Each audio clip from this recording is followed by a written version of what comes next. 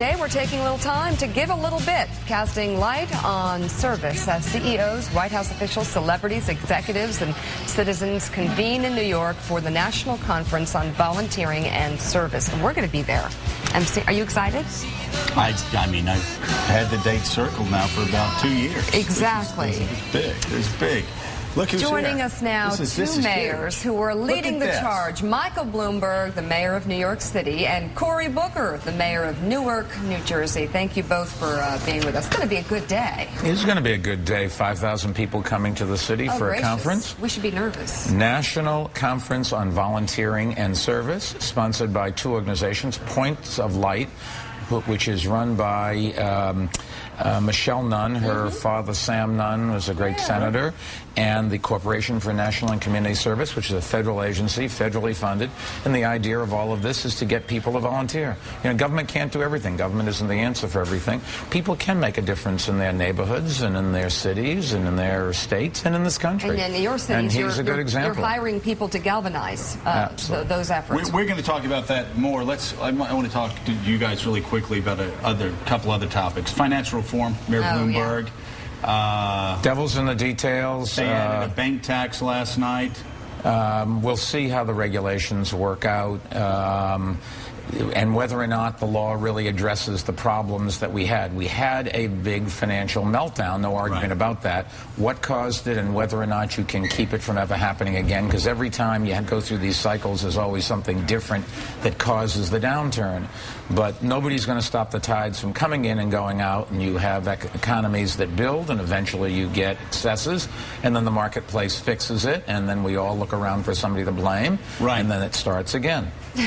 Let me ask you, Mayor Booker, yesterday the G20, like the G20 got together, so we're going to actually get serious about deficits. That's happening in New Jersey right now. Chris Christie is taking a lot of risks, and you've stood shoulder to shoulder with him on some of those risks. That surprised a lot of people in your own party. Yeah, well, look, it's not time for party politics. We've got to fix problems. And whether you live in Summit, New Jersey, or in the Week Wake section in Newark, you know the cost of homes are crashing, the cost of living is going up, and your taxes are going up. And I have so many people holding on by a thread as their incomes have stagnated. So we've got to do something that's going to control costs in the state of New Jersey and create a climate for jobs to really thrive. So hiking taxes is not the way to get jobs into New Jersey. It's definitely not. Recession. You know, whether you're leaders in the Senate like Sweeney or the governor, everybody knows that. It's about how to figure out a path to get there. Yeah. And where Chris Christie's standing up and saying the right things, I'm going to stand with him. And again, we don't have time for party politics at the local level. We've got to stand up for right plans, right action,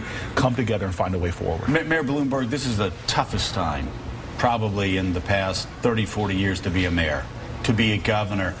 You have this economic recession that's causing revenues to dry up. States are facing a nightmare scenario, and it all trickles down to you. Isn't that the reason, one of the great reasons why Americans need to step forward and start engaging in volunteerism? Because you're going to be even more limited in what you can do in New York. There's no question about it. We cannot afford to do all the things that we like to do. We can't even afford to do all the things that we used to do. And I think Cory is dead on. You cannot raise the revenues in terms of raising taxes to pay for the services we want. Somebody did a study in Maryland. They raised taxes, 2% of the population left, all wealthy. In New York City, 0.5% pays 50% of our personal income tax. It is all skewed to a handful of people, and if they leave our state, we're in big trouble. So we've got to find another ways to do it. We could talk about New York here, because that's what we all know, and I hear it all the time. People say, I love this city, but if taxes go up again, I've got to get out. You can say that about Manhattan. You can say it about New Jersey. That's the case. But that is the economic Sophie's choice that a lot of leaders are facing. We live in a world where there's great communication, so you know what's available elsewhere. Great transportation, so it's easy to get there. Technology, so you can do things from different places. And Cory and I both have the same problems. You've got to have a reason why people will stay in our cities.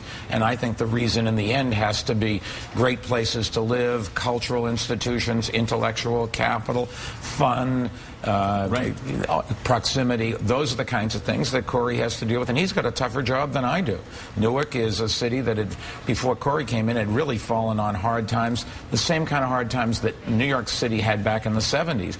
New York City had recovered by the time I came in. Cory has to lead the recovery. Right. Yeah, so let's talk about what we're going to be doing today in the city together, all of us, because you talk about a reason to stay in these cities. What would then be, and how do you inspire reason in people to take actions during this time of high unemployment, high taxes when you live in this area? How, Mayor Booker, do you inspire and organize people to take action for free? Well, we've got to understand that our generation, we're not being called to storm beaches in Normandy or Midway. We're not being called to join together for the civil rights movement. We are being called to understand that we still in America drink deeply from wells of freedom that we did not dig. We have an obligation to serve. Democracy is not a spectator sport. So all those who want a great America have to understand they have a role to play.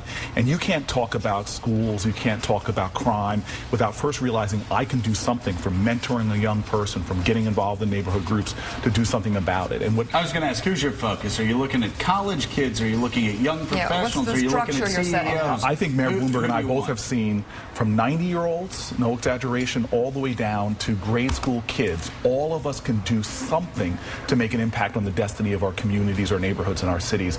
And this is the great thing. I think the genius of Mayor Bloomberg has been saying, well, we need to find ways to better coordinate it, better to measure it, and begin to hold more people accountable. So he's been a part of a big push to allow cities to have a point of service within the city. So we actually have a position in Newark paid for by private philanthropy that's going to create a system to better coordinate it. And it's well paid, so you can probably pick from a good... It's a great position. Mayor Bloomberg was one of the key provocateurs to that, and I think it's going to start to change service around America, because often you don't know, but if you can go to one centralized place in any city you live in and find a way to get involved, it's really a good way to plug people's good interests. But understand, people spend 4 hours a month watching reality TV, watching Jersey Shore. That same amount of time. 3 hours a day watching Eating morning fast show. food. Think about, I mean, my God, that's 15 hours a week. But they can put that same time in literally That's a service, transforming their actually. neighborhood. Mike Barnacle, all right, I've just made us oblivious. So in a city this size, New York, as sprawling as this city is, how would it work? I want to volunteer. Do you have a series of little city halls? That's exactly the problem that we have to address. How would it work? You want to volunteer, where do you go? Yeah. And then Cory's got an organization that needs volunteers. Where does he get them? And so what we're trying to do is to find what skills you have, what needs he has, and match you up. And we've formed this organization, Cities of Service, as Cory talked about it. The Rockefeller Foundation, Judy Rodin's been great. She funded grants for 10 cities who won a big competition so that they can have somebody they put in charge. We've got a woman, Diane Billings-Burford, who's in charge of the volunteer efforts for us.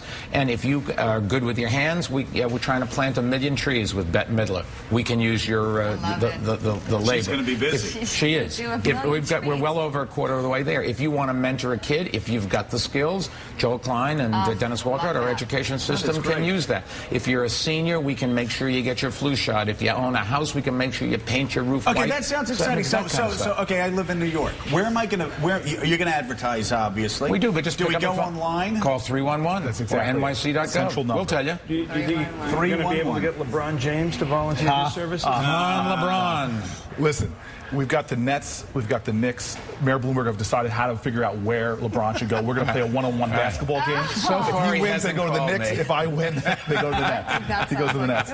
He's not returning. Well, we need to call 311. I think we do. Because Yes. we want him at Madison Square Garden. We do. We We're get on gonna- one train, go down and see him. Look, the reason why LeBron is great, honestly, is because he had good mentors when he was a kid. The next LeBron James, the next mayor, the next doctor, the next lawyer, the next teacher is waiting for people to engage them. That's it. It is. I mean, It that really is. is it. And our good friend Deborah Kenny pulled you in. She's done a spectacular job. She's done a spectacular job. And I can't here's be more grateful. Here's a great example. Deborah pulled Mika in. She and her children go up on the weekends We and have mentor. 3 And like you girls said, that we mentor, and we learn so much from them. I'll tell you a quick story. I did a graduation at the Borough of Manhattan Community College, 2-year college, young girl, never got a high school diploma, got a GED, goes to the Borough of Manhattan Community College, has a 3.81 average, and is off to Stanford. for a 4-year scholarship. That's phenomenal. If She made the America, right if that choice doesn't for tell you schools. that America's a wonderful country, I don't know what is. The opportunities really are there if you work hard. But nobody gets there on their own. Everybody needs somebody. You got to do it. Mayor Bloomberg and Mayor Booker. It's great. It's good to see you again. Our day of service continues. What, it's not good to see him again? I love seeing Mr. Thank you, Bloomberg thank you, as thank well. you. We have some things to talk about, to work through. But yes, it's good to see you. Well, I think this is our day to talk about service, so I thought I'd hold back. Would you like me not to? No, let's just go. You're making us all It's great to uncomfortable. see you, Mayor And Bloomberg. you. Thank you very much.